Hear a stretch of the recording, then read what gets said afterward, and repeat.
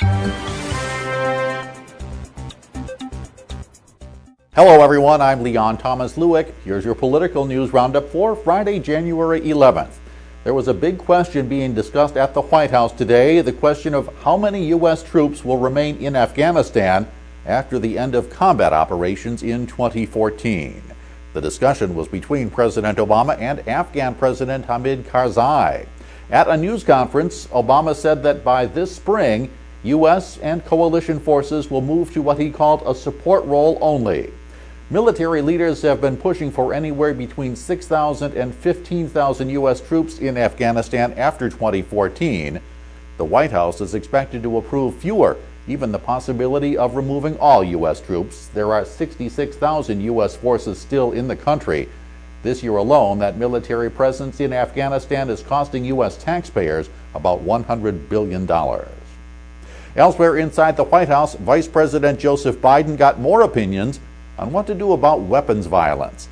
His task force heard from the video game industry, which has several so-called first-person shooter games popular with many. Yesterday, the committee heard from the National Rifle Association and other pro-gun lobbyists. The NRA flatly rejected calls for bans on assault weapons or high-capacity ammunition magazines. Biden says his group will have recommendations on President Obama's desk by Tuesday. President Obama's chance to lay out both his assessment of the country and what he plans to do about it comes on February 12th.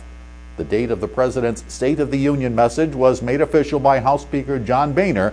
He extended the formal invitation for Mr. Obama to speak on the birthday of President Abraham Lincoln.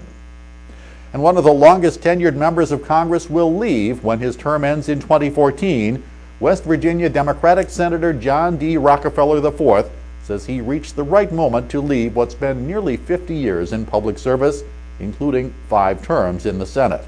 He's 74 years old. Rockefeller chaired the Senate Intelligence Committee. His retirement is expected to touch off a vigorous campaign battle that could determine the political leadership of the Senate in the next term. That's your political news roundup for Friday, January 11th. I'm Leon Thomas Lewick. Stay logged on to rttnews.com for the latest political, economic, and stock market news all day long.